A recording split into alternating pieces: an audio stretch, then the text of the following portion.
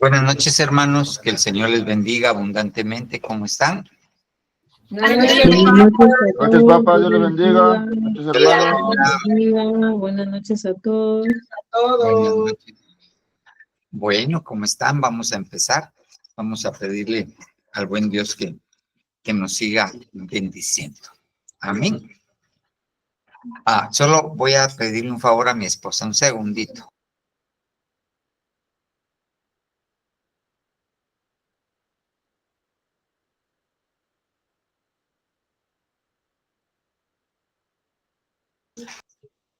Vamos, perdonar. Si usted me acompaña, vamos a orar, hermano. Vamos a pedirle al buen Dios que nos siga bendiciendo, ¿sí?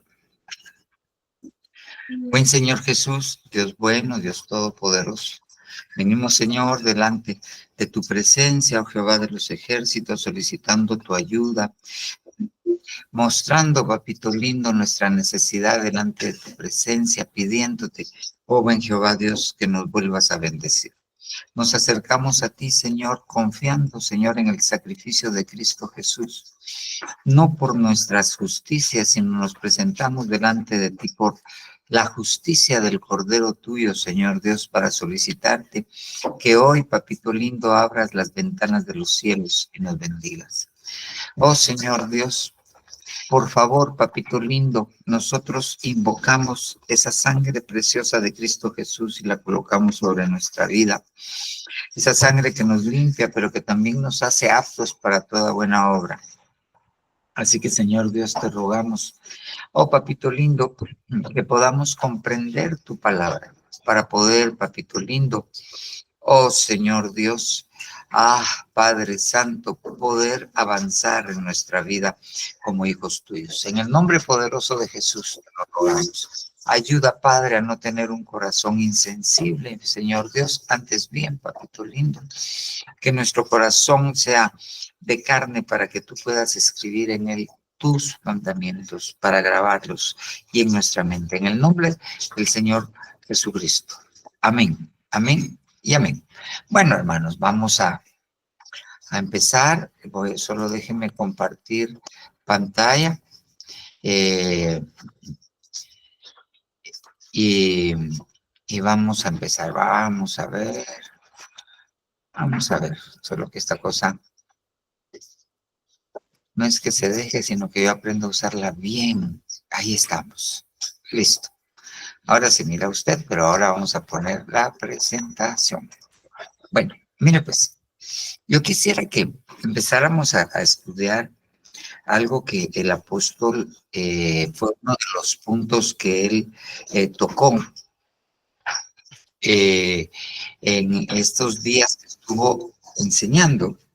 Y parte de los puntos que él tocó fue acerca de Romanos 8:33 al 35, donde dice, ¿quién acusará a los escogidos de Dios? ¿Quién condenará y quién separará? Entonces yo quisiera que de eso, lo vamos a leer ahorita, empezáramos a hablar, porque hay cosas que nosotros tenemos que entender, algunas cosas que dijo el apóstol, que nosotros debemos estudiarlas para poder comprenderlo de una mejor manera. Entonces yo le pongo el versículo que él leyó, que para esto y que él explicó, según entiendo yo, según recuerdo yo, en el segundo servicio. Mire pues, Romanos 8:33, 34 y 35. ¿Quién acusará a los escogidos de Dios? Dios es el que justifica. ¿Quién es el que condena? Cristo Jesús es el que murió, sí. Más aún el que resucitó, el que además está a la diestra de Dios, el que también intercede por nosotros. ¿Quién nos separará del amor de Cristo? Tribulación o angustia, persecución o hambre o desnudez, peligro o espada. Y vienen los versículos contextuales posteriores que empiezan a hablar de algunas otras cosas que nos separan de Dios. Pero quisiera que viéramos primeramente estas tres preguntas, que son las básicas. ¿Quién acusará? ¿Quién es el que condena? ¿Y quién nos separará? Entendiendo que esto es un proceso que empieza con la acusación y lleva a la condena. Entonces, espero que se mire ahí lo verdecito. La acusación lleva a la condenación y la condenación lleva a la separación.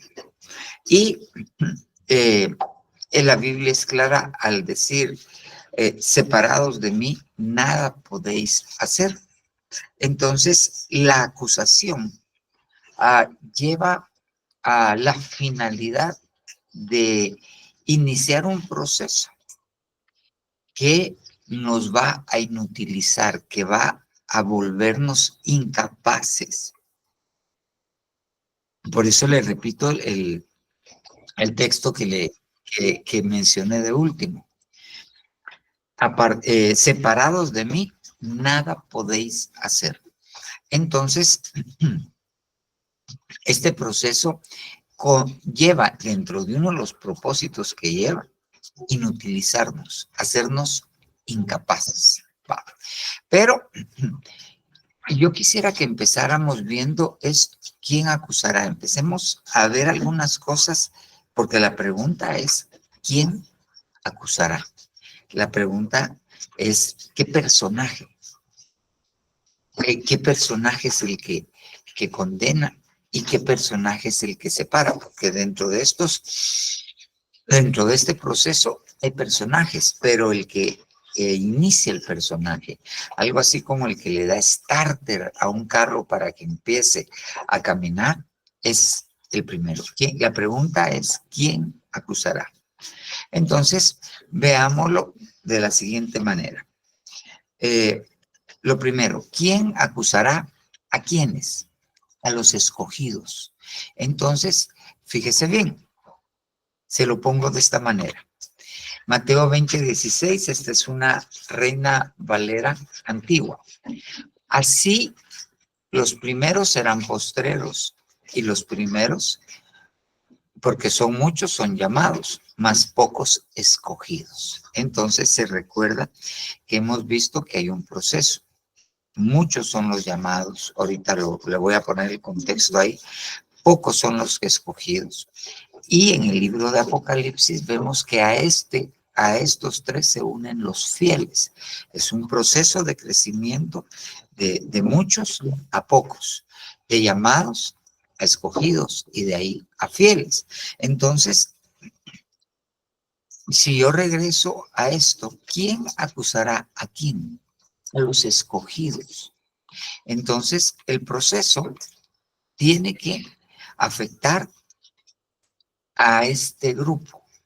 Va dirigido a este grupo, no, o sea, también a los llamados y también a los fieles, pero va a este grupo. Entonces, yo se lo pongo así, ¿ok?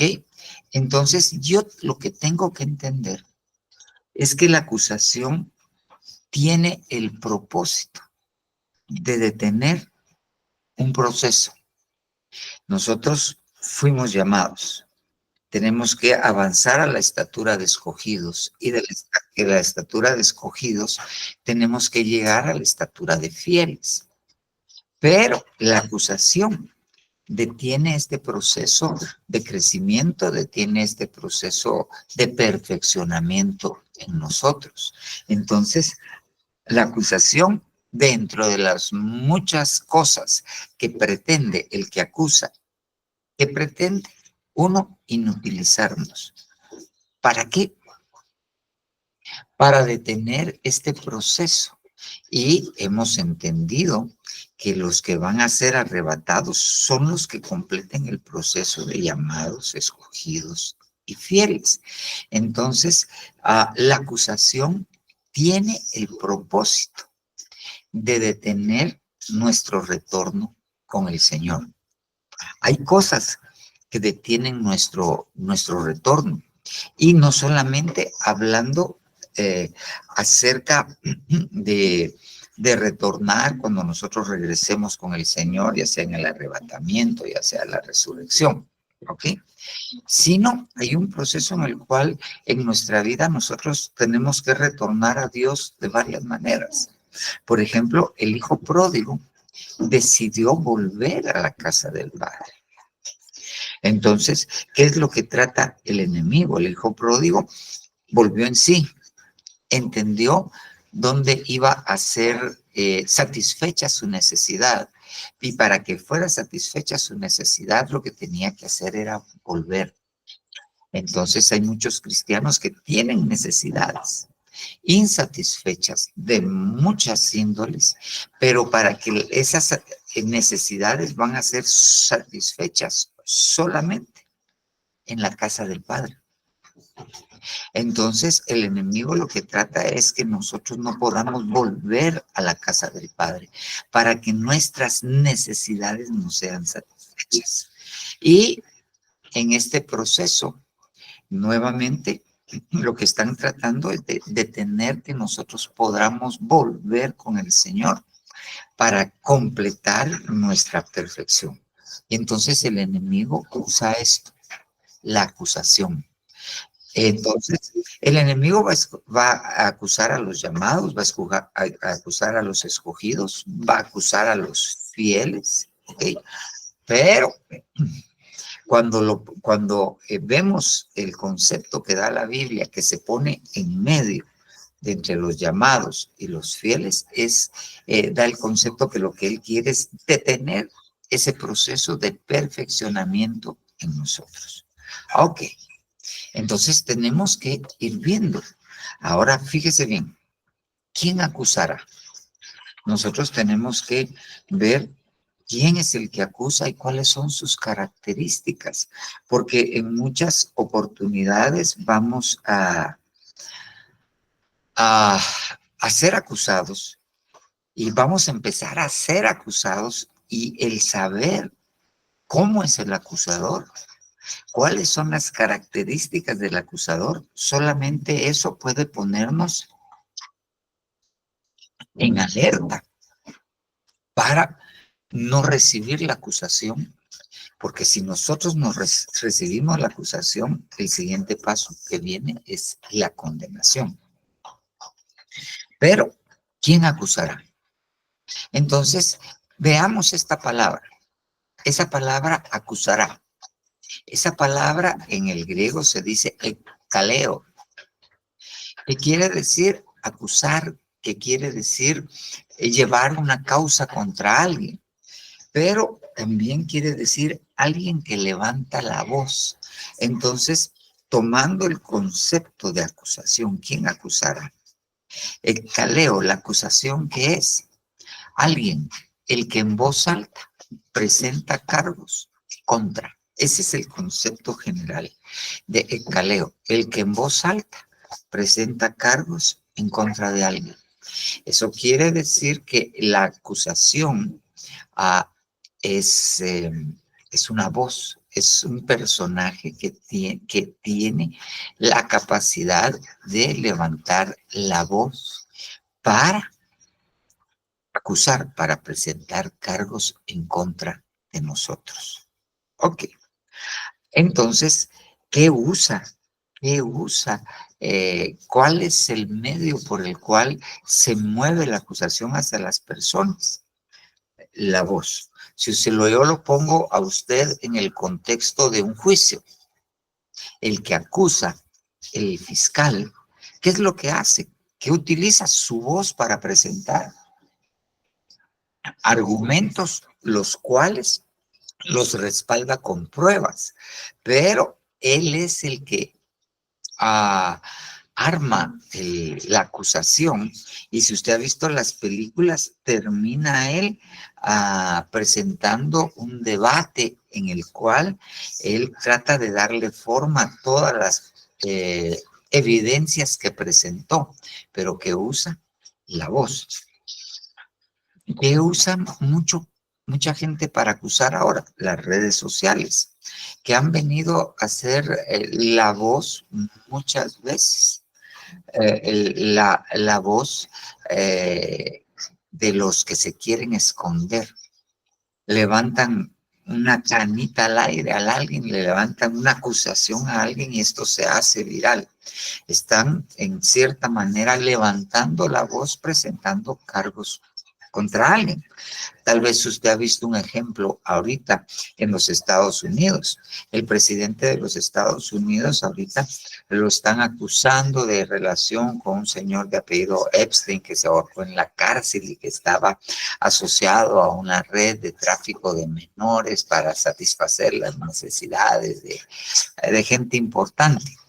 Y ahora están reuniendo pruebas que era amigo del presidente de los Estados Unidos y entonces ellos están acusando, están tratando de presentar la evidencia que ellos tienen, están tratando de presentarla para poder tratar de que se condene al presidente para que lo lleven a juicio, etcétera, etcétera. Entonces están levantando la voz. Muy bien, ahora, ¿quién acusará? ¿Qué usa para la acusación? Es el que presenta cargos en contra de alguien. Muy bien. Ahora veamos, solo déjeme escapar un segundo de la presentación que no tengo mi teléfono en este momento. Solo quiero ver algo acá. Muy bien. Sigamos acá. ¿Quién acusará? Ahora miremos, pues, miremos.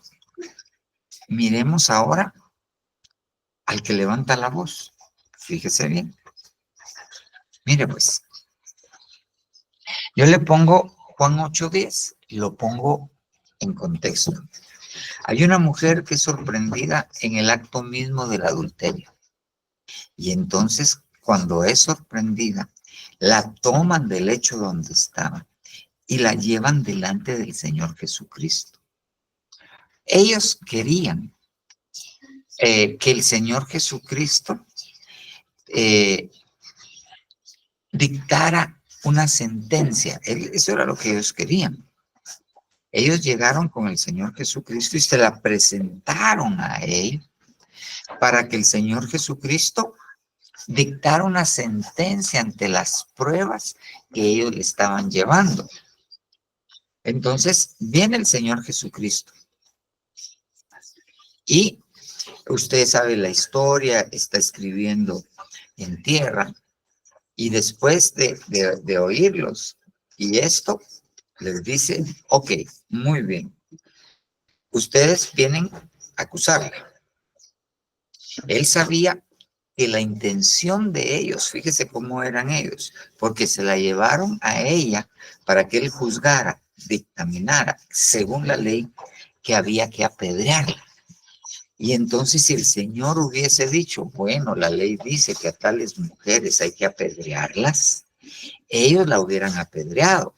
Pero como ellos estaban bajo la legislación romana, entonces si él hubiera hecho eso, entonces ellos hubieran venido, como eran acusadores, y hubieran ido con romanos a acusar al Señor Jesús de que estaba instigando contra el pueblo romano, usurpando las leyes romanas. Ellos eran acusadores, ellos estaban usando esta mujer, la situación de esta mujer, para que el Señor Jesucristo dictaminara un juicio en contra de, y que entonces ellos tuvieran argumentos ahora para acusarlo a él.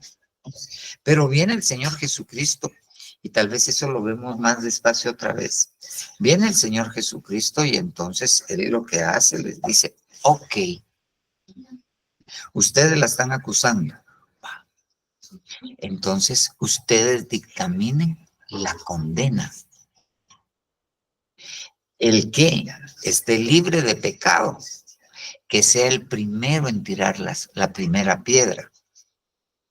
Y los demás que están atrás, que la terminen de matar. Entonces, él lo que hizo fue que le dijo, ok, ustedes acusan. Entonces, ustedes dictaminen la sentencia. Y siguió escribiendo en tierra. Entonces, ellos los volvió a los acusadores, les dio el papel de jueces pero les puso un parámetro. El que esté libre de pecado, que tire la primera piedra. Y eso implica que el que esté libre de pecado, que conlleve una sentencia igual que la de ella, que tire la primera piedra. Entonces, sí, los puso contra la espada y la pared. Y entonces aquella mujer, ese fue el proceso. Porque los acusadores, los que acusan, tienen una mentalidad. Siempre tienen una mentalidad. ¿Qué le digo yo?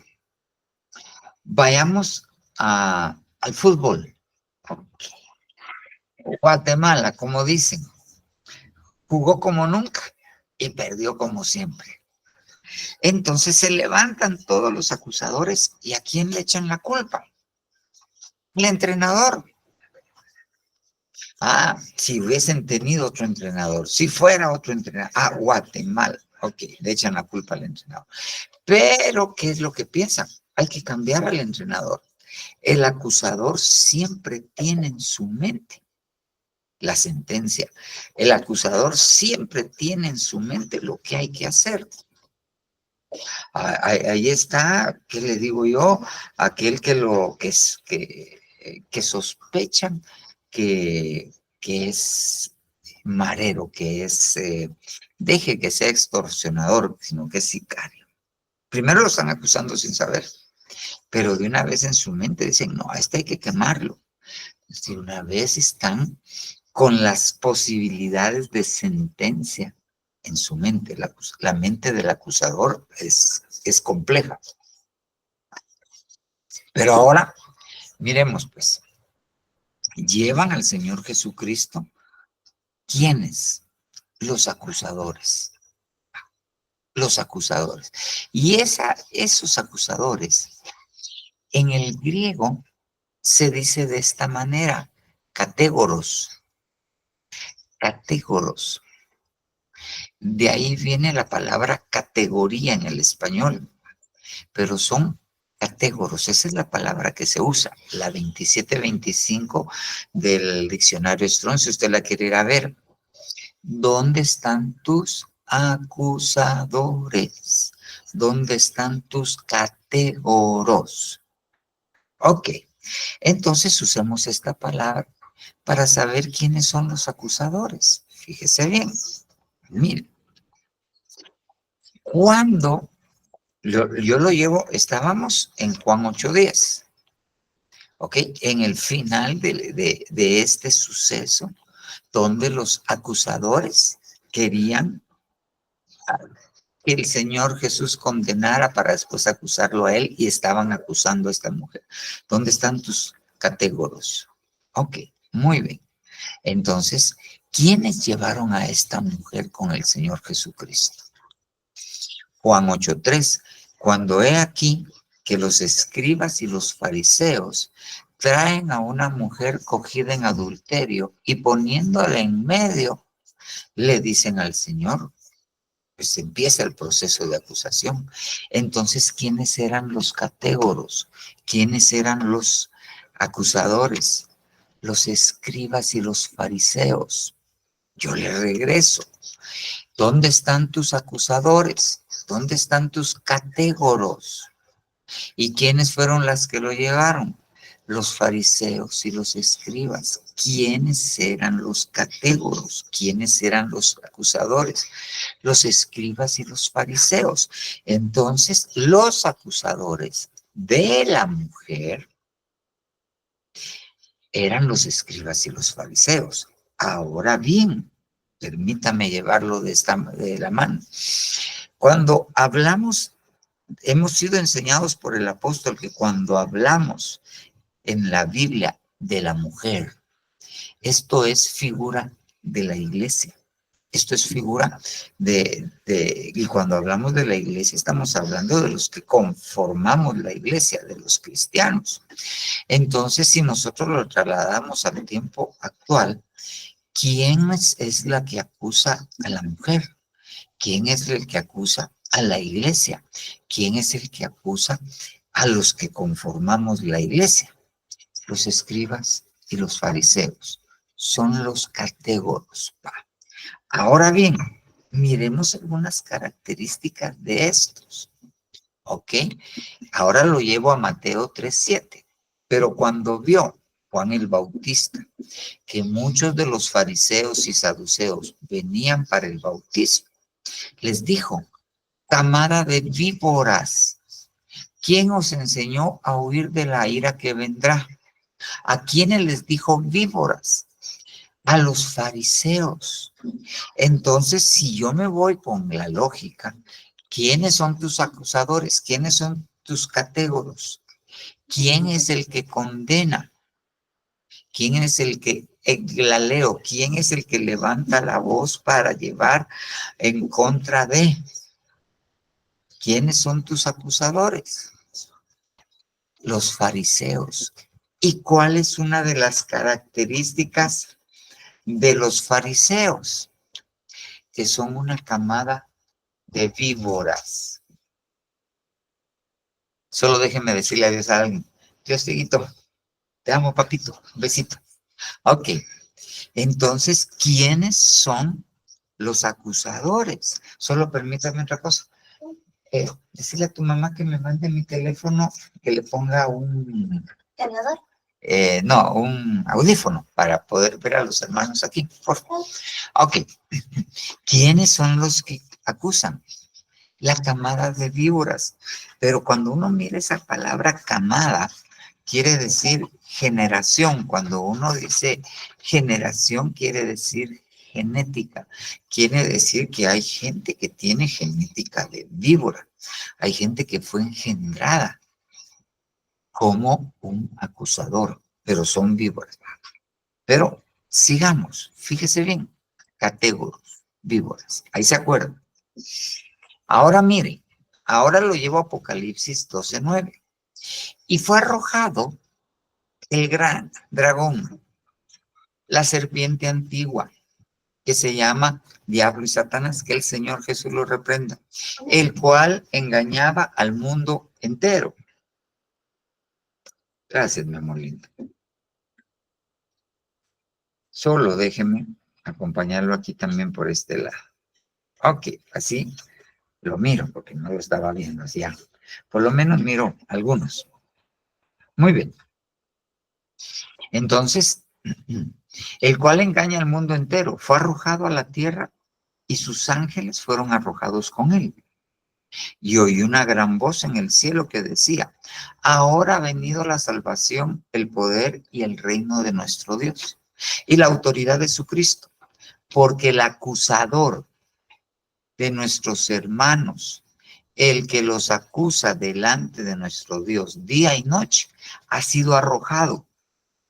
¿Quién fue arrojado? El acusador. ¿Quién fue arrojado? Y fue arrojado el dragón, la serpiente antigua, el diablo y Satanás. Que el Señor lo reprenda, que el Señor Jesús lo reprenda. Entonces, estas cuatro entidades conforman en su totalidad al acusador. Estas cuatro, es el mismo personaje en cuatro facetas. Estas cuatro facetas de ese personaje son el acusador. Ok, muy bien. Ok, va. Entonces, fíjese bien. Una de las de los nombres que aparece aquí es la serpiente antigua. Y recuérdese que el primer personaje que se ve en la Biblia acusando en el libro de Génesis capítulo 3 es a la serpiente, cuando acusó a Dios, cuando le dijo a Eva: no, si comen del fruto no van a morir. Lo que pasa es que Dios sabe que el día que coman van a conocer el bien y el mal y entonces van a ser iguales a Dios. Lo que Dios no quiere es que ustedes prosperen, es que ustedes crezcan. Lo que Dios no quiere es que ustedes lleguen a ser iguales a Él, porque a Dios le da miedo tener competencia. Eso era lo que les estaba diciendo. Ese fue el engaño. El engaño fue, ustedes pueden ser dioses. ¿Ok? Entonces acusó a Dios. ¿Quién? La serpiente. Entonces, fíjese bien, yo se lo voy a poner así. El acusador, el catégoros, ¿quién es? La serpiente. Esa serpiente creció, evolucionó y llegó a ser el gran dragón. ¿Ok? Con sus cuatro diferentes, con sus otras dos manifestaciones que dice ahí, que entre las cuatro, ¿ok? Es, son los acusadores. Satanás, que quiere decir el adversario. Cuando uno mira ese nombre en el Antiguo Testamento, es Satán. Y esa palabra quiere decir acusador. Entonces, el acusador es el enemigo de nuestras almas en esas cuatro manifestaciones, de serpiente hasta dragón. Ok, pero cuando nosotros volvemos a los pasajes que le leí, donde le puse, ¿dónde están tus acusadores? ¿Ok? ¿Dónde están tus catégoros? ¿Quiénes eran? Los fariseos. ¿Ok? Y los fariseos les dicen camadas de víboras, generación de víboras, genética de serpiente. Entonces, el que tiene genética de víbora es un acusador. Los religiosos. Entonces ya vayamos viendo características de los acusadores. Porque si alguien viene a mí y me da un argumento sobre mi persona, y yo sé que es un religioso, si alguien viene a mí y me dice, vos estás en pecado, porque, o tu esposa está en pecado, porque usa pantalón, eso es un acusador, ese con todo respeto. Contaminaron su genética con genética de víbora. Entonces, los acusadores son religiosos. Y el religioso le gusta señalar con el dedo, le gusta acusar. Ok. Nosotros no debemos volvernos acusadores. Fíjese bien. ¿Por qué? Porque no está bien. Ok, de acuerdo. Porque a Dios no le gusta. De acuerdo. Pero si nosotros nos volvemos acusadores, eso es terrible. Si nosotros nos volvemos religiosos, nos vamos a volver acusadores. Y nosotros no tenemos que acusar, no debemos acusar. Solo una cosa con esto. Yo lo llevo a Isaías 58, donde está el verdadero ayuno. ¿Qué dice Isaías 58? Cuando dejes de señalar con tu dedo para acusar. Cuando dejes de señalar tu dedo para acusar, entonces tu sanidad brotará como la luz de la aurora. Entonces hay cristianos que están enfermos. Déjeme buscárselo, perdone, déjeme buscárselo. Isaías 58, ¿qué versión tengo? Biblia de las Américas. Ahorita se la voy a poner un poquito más grande. Vamos a ver. Isaías 58, no va a ver muy bien usted ahí porque tendría que hacer, pero lo voy a copiar y se lo voy a pegar. Isaías, no usted, sino la presentación, va, 58. Vamos a ver. Ok. Ok.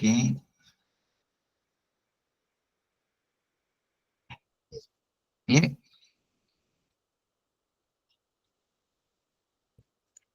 el amenazar.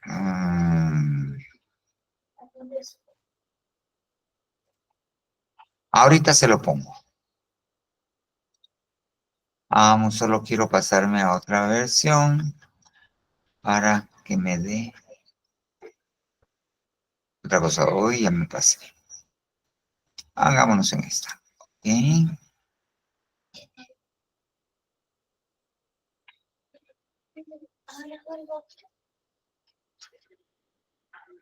Y déjenme ponerlo aquí rapidito.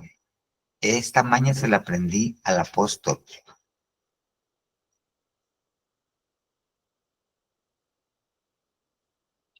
Rapidito, solo... aquí está. Mire pues. Reina Valera 2020. Lo voy a poner aquí. Duplicar. Acá. Mira.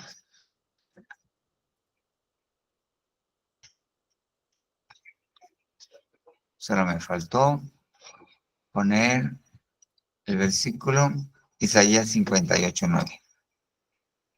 Reina Valera nuevamente. Isaías 58, ¿qué le dije? 20, ¿verdad? No, 9. Isaías 9. Mira pues. Entonces invocarás y te oirá el Señor. Clamarás y dirá él, aquí estoy. ¿Qué? Si quitas de en medio de ti el yugo y el dedo acusador. El dedo acusador. Ay, esta cosa. Entonces, ¿por qué hay muchos cristianos que el Señor no les dice aquí estoy? Esta cosa, el dedo acusador. Pues, ¿qué onda?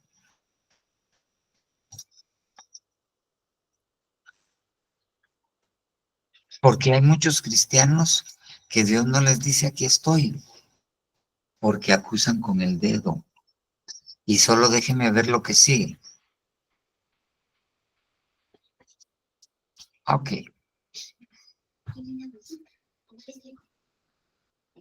Entonces, ¿por qué pareciera que Dios no les contesta a muchos? Porque tienen un dedo religioso, un dedo acusador. Si nosotros tenemos que tener cuidado con acusar a los hermanos. Ya decía yo que este primo era. No, no, no, no, no. No, cuidémonos, porque entonces nosotros no nos tenemos que volver acusadores. Dios guarde. Dios nos deja de contestar. Mire pues, pero sigamos con el acusador. Entonces, ¿quiénes son los acusadores? La serpiente, el gran dragón, sus otros dos nombres, y los religiosos, los fariseos. Ellos tenían genética de víbora, genética de serpiente.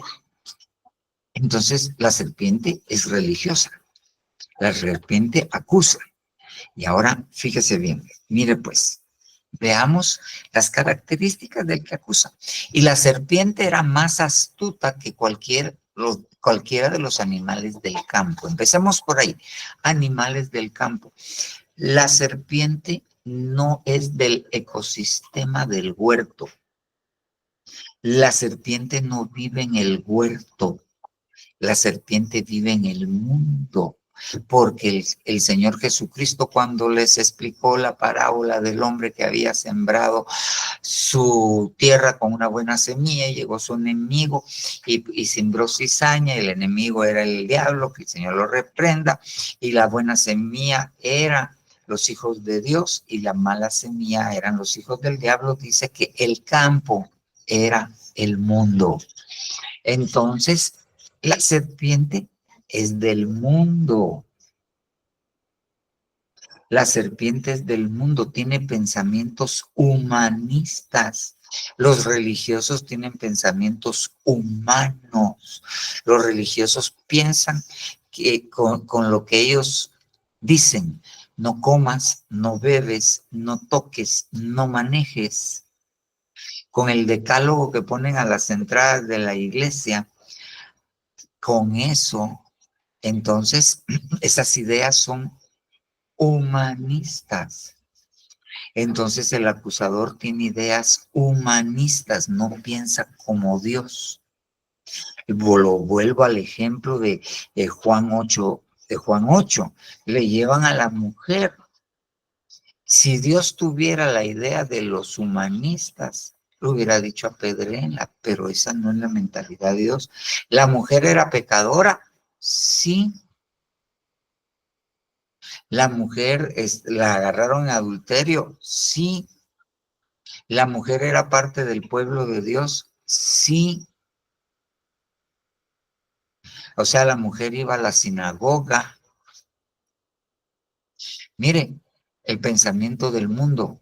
Llevaron a la mujer y al hombre, porque no mira la ley, y tenían que llevar al hombre también. Entonces el acusador mezcla las ideas del mundo con ideas religiosas. Primero, y la serpiente era más astuta, pero esa palabra astuta, cuando uno la mira en el original, se puede traducir prudente, sabio. Entonces el acusador llega con una actitud como que él es sabio, como que él es prudente. Disfraza sus ideas dentro de conceptos religiosos. Así es el acusador. Ahora miremos otra cosa. Seguimos hablando del... Ok, y ahí está la serpiente. ¿Qué la serpiente acusa? Pues Dios sabe que el día que de él comáis serán abiertos vuestros ojos y seréis como Dios, conociendo el bien y el mal. Ok, muy bien. Características de los acusadores. Características de la serpiente. Pero sigamos. Vayamos a esto. Ok, se recuerda. Pero cuando vio que muchos de los fariseos y saduceos venían para el bautismo, les dijo camada de víboras. Y genética de víboras, genética de serpiente. Ahora miremos a los fariseos. Miremos a los que acusan, a los que quieren acusar.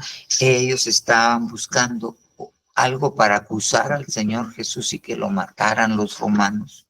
Le llevaron una moneda. Es lícito pagarle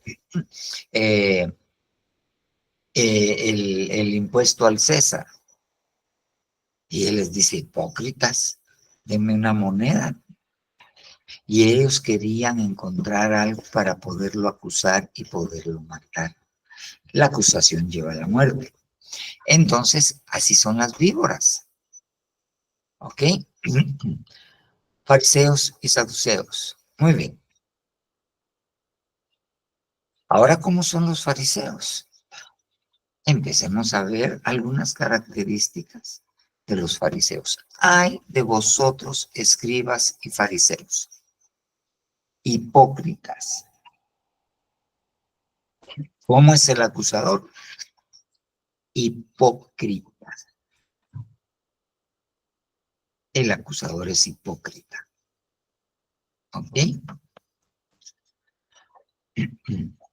Antes de ver la viga, la paja en el ojo ajeno, mira la viga en el tuyo.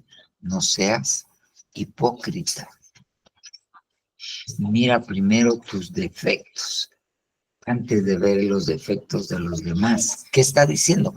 Considera tus defectos más grandes que los defectos de los demás.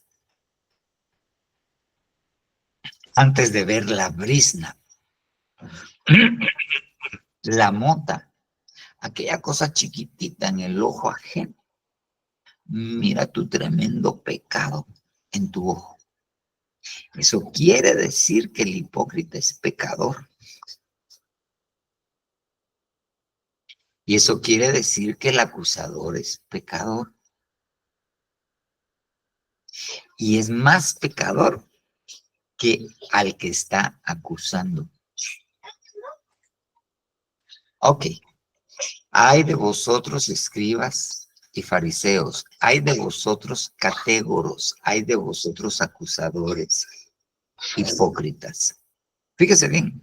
Porque pagáis el diezmo, la menta del eneldo, del comino, y habéis descuidado los preceptos de más peso en la ley. la justicia, la misericordia y la fidelidad. Y estas son las cosas que debíais haber hecho sin descuidar aquellas. ¿Qué les dice? Ok, ustedes diezman. Perfecto. Diezmen. Ustedes diezman de la ganancia más pequeña. Perfecto. No está mal. Pero ¿qué hace el acusador? Descuida la justicia. Mire, que descuida la misericordia y que descuida la fidelidad. Entonces, usualmente el acusador es injusto. El acusador es inmisericordioso. El acusador es infiel. Eso es lo que a él les está diciendo. Ustedes son injustos, inmisericordes e infieles. ¿Cómo son los acusadores? ¿Cómo son los que tienen genética de víbora? Injustos, inmisericordes, infieles. Mire que uno no tiene que caer en esa categoría.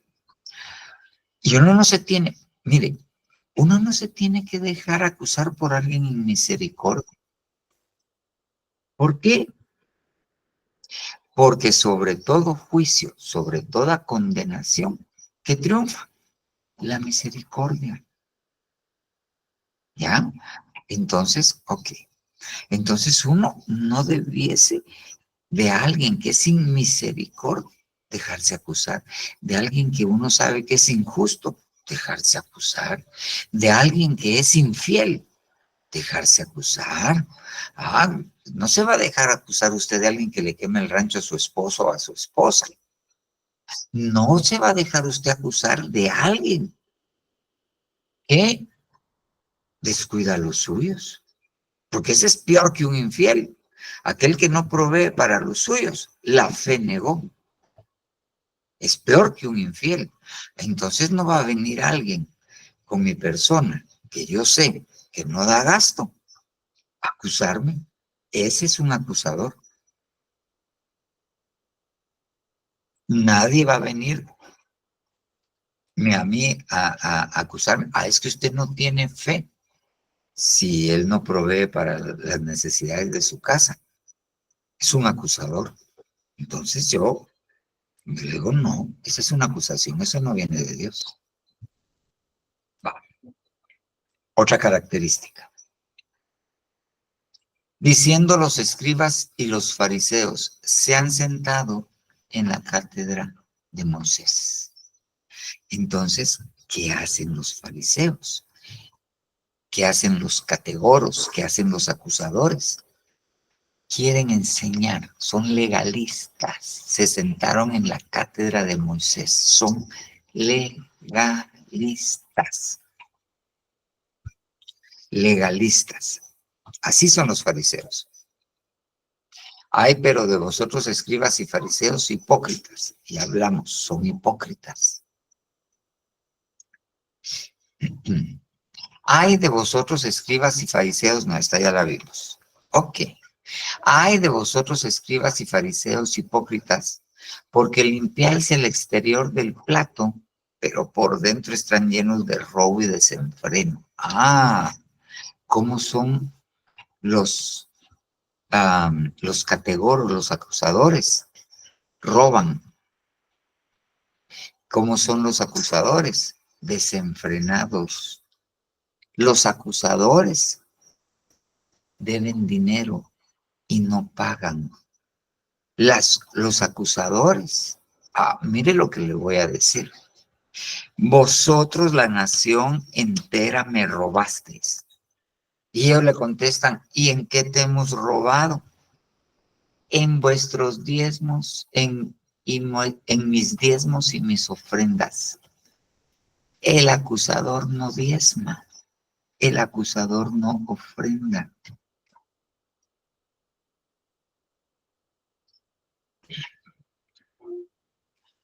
El acusador roba. No debáis nada a nadie, excepto el amaros los unos a los otros. Entonces el que no ama a su hermano le está robando el amor que que merece. Entonces está robando. El que no ama, acusa. ¿Qué característica del acusador? No ama. Característica del acusador. Roba la honra. El acusador no paga la honra. Paga honra al que honra. Entonces, muchas veces le robamos la honra. El que roba la honra, por ejemplo, el que no honra padre y madre, es característica de acusador. O sea que el que no honra padre y madre termina convirtiéndose en un acusador. Ok, va. Limpiáis el exterior del vaso, pero por dentro estáis llenos de robo y desenfreno. Ok. Sepulcros blanqueados, preciosos por fuera, pero llenos de huesos y de inmundicia de muertos por dentro. Ok. El acusador es solo apariencia. Es solo apariencia. Ok. Entonces, todas estas cosas son características. Sepulcros blanqueados. Ok. Y creo que ok, mire cómo son. Y se le acercaron algunos fariseos, porque estamos hablando de los fariseos, porque los fariseos son los que llevaron ante el Señor Jesús a aquella mujer. Y cuando el Señor Jesús le pregunta, ¿dónde están tus acusadores? ¿Dónde están tus categoros? ¿Quiénes la llevaron a acusarla? Los fariseos. Entonces, ¿quiénes son acusadores? Los fariseos. Entonces, cuando vemos cómo se portan los fariseos, sabemos cómo se portan los acusadores, cuáles son las características. Y se le acercaron algunos fariseos, algunos categoros, y para ponerle a prueba le preguntan si era lícito a un hombre divorciarse de su mujer, y el Señor les explica. Pero entonces ellos se defienden, entonces le dicen, ¿y por qué Moisés nos permitió darle carta de divorcio y repudiarla? Y Jesús les dijo, por la dureza de vuestro corazón. ¿Cómo es el que acusa? Es duro de corazón. Es duro de corazón. El que acusa es duro de corazón. Entonces, nosotros tenemos que ver que nosotros no seamos duros de corazón, porque nos vamos a volver en acusadores. Nos cambian la genética y los acusadores tienen genética de serpiente. Entonces tenemos que tener cuidado. Pero también nosotros tenemos que ver quién nos está diciendo, quién se está acercando a nosotros a decirnos, a mí el Señor me muestra que usted está en pecado, porque hay acusadores así. El Señor me reveló que está en pecado y usted empieza a bajar libros. Se lo voy a poner de esta manera. Yo tuve una experiencia muy particular con eso al inicio de mi carrera cristiana. Yo me convertí al Señor y yo estaba enfrentando una situación en mi alma, en mi mente, muy difícil. Yo tenía una persecución por chamucos, era terrible. Entonces, yo acepté en una iglesia pequeña que estaba bajo la cobertura del IME en aquel tiempo. Era una iglesia pequeña, un pastor, un anciano, éramos 50 miembros.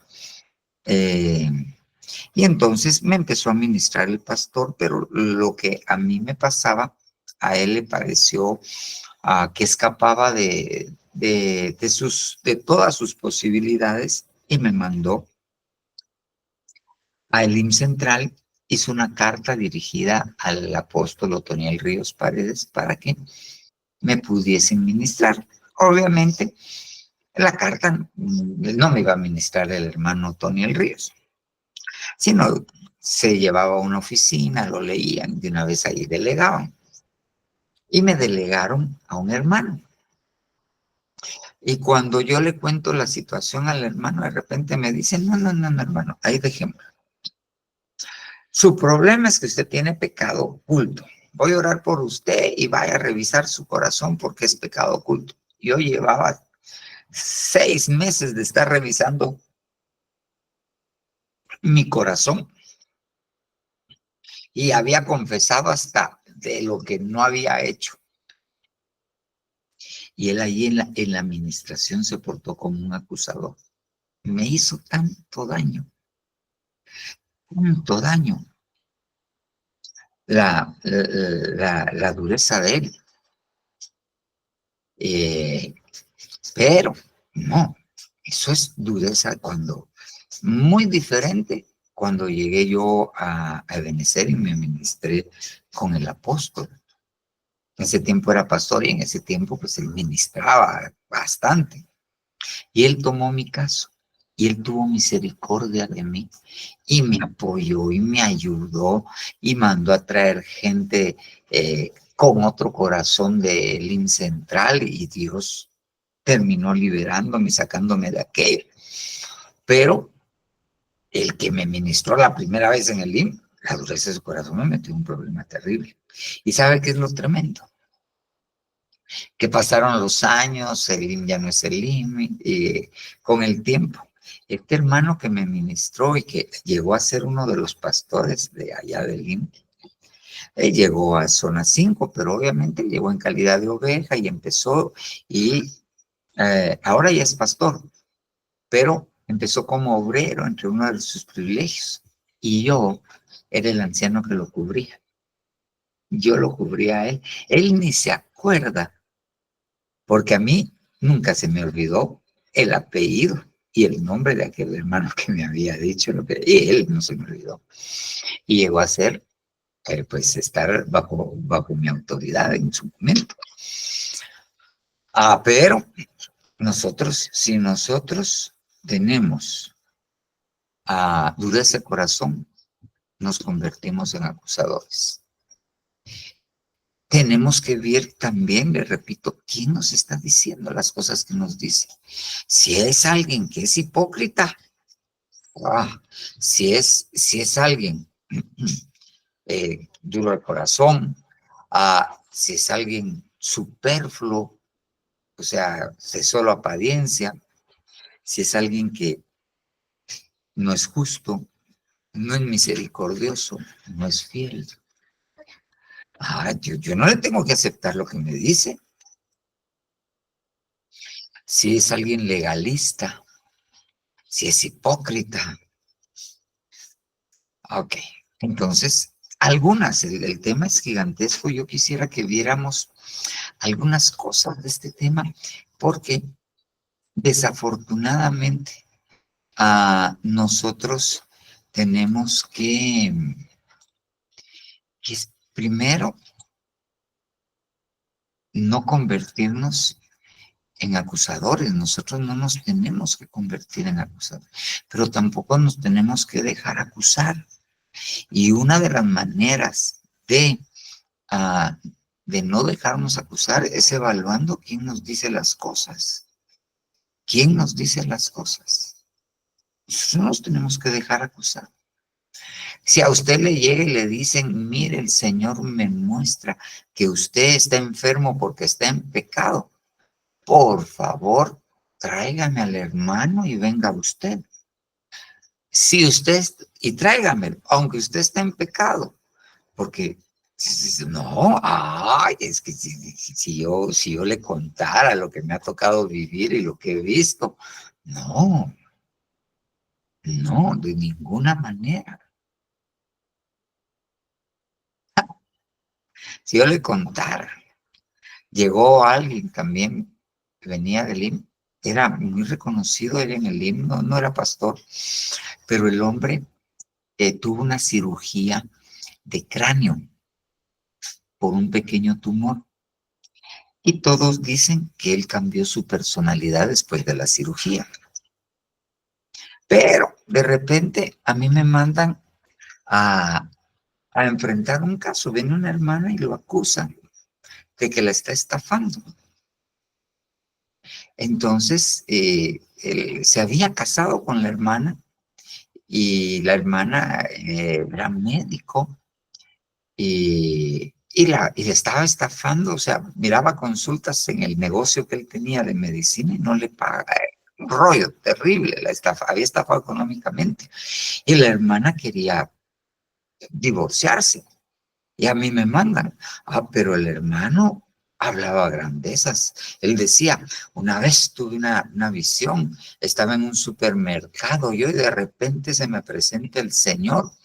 Y él sabía que que yo lo estaba enfrentando por lo que estaba haciendo.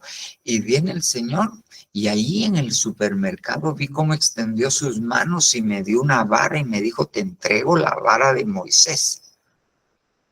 Ay, yo dentro de mí pensé, a ver cuántas veces ha abierto el mar rojo. Pero todo era una mascarada. Y por atrás no solo la había estafado económicamente, sino la había engañado con una de las enfermedades. Era un rollo. Pero él se presentaba como el... Y no vaya a ver que ayer que estaba predicando en zona 5, ahí estaba él, viéndome. Así como con la cara que ponen aquellos que juzgan al predicador. Bueno, dije yo, pero no me voy a volver yo con un acusador de él. Yo le digo lo que enfrenté. Pues nosotros tenemos que tener cuidado. Tenemos que ver quién nos dice las cosas. Porque el enemigo usa a cualquiera para acusarnos. A usted le ha acusado para decirle a su hijo, vos sos un perezoso. Sí, el patojo se porta perezoso, pero no le diga, vos sos un perezoso. No lo ate con esa acusación. Dígale, mira, mijo, te estás comportando perezosamente. Pero si usted le dice, sos, lo está condenando, lo está acusando, y detrás de la acusación, si él lo acepta, viene la condenación. Soy un perezoso. Y ahí sí ya se fregó. Ya le cambió su manera de pensar y de actuar. Porque usted lo está acusando. A muchos de ustedes que les miro la edad, a ustedes les decían, pues no servís para nada. Ustedes se los dijeron. Los estaban acusando y de una vez los estaban condenando. Va, y se los estaba diciendo, su papá que era bolo. No, de ninguna manera. No, por eso no. Aún nosotros podemos saber que está en pecado. Ahí está la mujer, está en pecado. ¿Dónde están tus acusadores? No, señor, ya no están. Ok, ya no te condeno. Vete en paz. Él no la acusó, él no la condenó y estaba en pecado. Él le dio la oportunidad. Vete y no peques más. Entonces nosotros tenemos que entender, aún con nuestros hijos, con nuestra esposa, nosotros no tenemos. Es que el enemigo usa nuestra mente, pone palabras para acusar a otros. ¿Y para qué? Y fíjese bien, ¿para qué pone palabras en nosotros para acusar a otros? Para que después va él y nos acusa delante de Dios. Ya viste lo que le está diciendo a su hijo. Porque dice la Biblia, le leí Apocalipsis, están de día y de noche acusando a nuestros hermanos. O sea, el enemigo está ahorita arriba, gracias a Dios no lo ha mandado a la tierra. Eso va a ser terrible. Pero ahorita está diciendo, ya viste esa fulanito de tal que se congrega allá en Ebenecer, zona 12. Vieras lo que pensó hoy. Viera lo que pensó hoy. Esa es otra cosa. Porque a veces nosotros sí pensamos y la acusación tiene fundamento. Y eso es otra cosa que tenemos que abordar, porque tenemos que saber cómo enfrentar la acusación cuando nosotros somos responsables de lo que nos están acusando. Porque no se trata solamente de decir, abogado tengo delante del Padre y seguir en la misma. Porque aquella mujer de la cual salieron 7 demonios, el Señor le dijo, vete y no peques más, no sea que te venga algo peor. Entonces nosotros tenemos que tener un equilibrio, no nos tenemos que dejar acusar, porque Dios no acusa. ¿Qué es lo que hace Dios? Dios actúa con bondad. ¿Para qué? Dice que la bondad de Dios nos guía al arrepentimiento. Esaú estaba acusado y no logró el arrepentimiento, no logró arrepentirse él, no logró arrepentirse. Entonces, eso es un equilibrio. No decir, pequé y usted no me va a acusar porque Dios ya me... Hay quienes llegan y ofendieron a otro. Y llega el otro y le dice, mire, yo tengo algo contra usted. Yo lo quiero perdonar porque usted me ofendió. Y lo que le dicen es, usted no tiene nada que perdonarme. A mí hace 2000 años me perdonaron. Yo no me voy a dejar... un momentito. Porque la Biblia dice, si antes de presentar la ofrenda, déjala y ve y reconcíliate. No te lleves la ofrenda, no, déjala, ponla en el alfolí, pero ve y reconcilia. Y ya que te reconciliaste, regresa. Si tu hermano tiene algo contra ti, ve y reconcíliate, ve y pídele perdón. Hay papás que les dicen a los hijos, vos, venir a perdonarme a mí. ¿De qué me vas a perdonar a mí, hijos, a mí? No, eso tenemos que tener un equilibrio. Y arrepentirnos si nos hemos portado así. Arrepentirnos si hemos acusado a nuestro cónyuge. Hay unos que los acusan. Yo tuve que ministrar a otra pobre hermana que hace años que había fallado. Pero ¿qué fue lo que pasó? Él la acusaba cada rato. Es que vos no sos buena, ni para la cama, le decía. Y la acusó de tal manera y la condenó de tal manera que un día el enemigo agarró eso y ella dijo, voy a saber si lo que dice es cierto o es mentira. Y se fue a meter con otro para que le diera su opinión. Pero miren que terminó. ¿Pero por qué? Porque el otro la acusaba de eso. No. Por eso hay que pedirle a Dios que le ponga uno guarda en su boca. Guarda en su boca. Y salen las palabras, en la lengua, en las palabras. No. Quitemos el dedo acusador. Quitemos el dedo acusador. Y entonces Dios te va a decir, ok, ya dejaste de acusar, aquí estoy. ¿Qué querés? ¿Qué necesitas? Hasta la mitad del reino te doy. Amén, amén y amén. Bueno, hermanos, ya son las -20 y yo ya miro que la hermana Anita se está echando aire para no quedarse dormida. Hay mucho